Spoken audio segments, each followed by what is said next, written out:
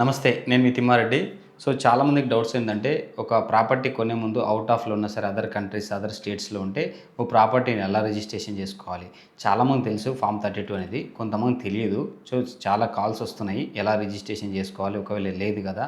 So, signature ఎలా? Thumb impression ఎలా? అని చెప్పి 1908 యాక్ట్ ప్రకారం ఫార్మ్ 32 అంటాము. సో, ఇలా ఎంప్టీ ఉంటది గదా! ఈ ఫార్మ్ 32ని తీసుకొని లెఫ్ట్ థంబ్ ఒక సిగ్నేచర్ బ్లాక్‌తో వేసుకొని మిగతా డీటెయిల్స్ అన్నీ ఎంటర్ చేసుకోవాల్సి ఉంటది.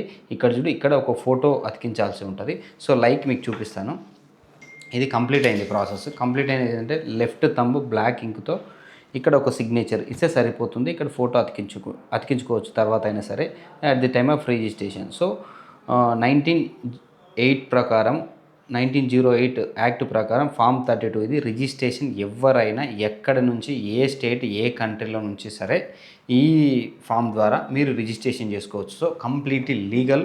సో, ఎలాంటి ప్రాబ్లం ఉండదు ఫర్దర్‌గా. కానీ అమ్మాలి అని అనుకుంటే మాత్రం కంపల్సరీ ఎవరైతే కొన్నారో ప్రాపర్టీ వాళ్ళొచ్చి థంబ్ ఏసి బయోమెట్రిక్ ఏసి సిగ్నేచర్ చేస్తేనే వాళ్ళ ప్రాపర్టీ వేరే వాళ్ళకి ట్రాన్స్‌ఫర్ అవుతుంది. So, thank you so much. ఇంకేదైనా డౌట్స్ ఉంటే సో, కింద డీఎం చేయండి. మీకు ఇంకా డీటెయిల్స్ కావాలని కూడా తెలియజేస్తాను. Thank you so much. నేను మీ తిమ్మారెడ్డి.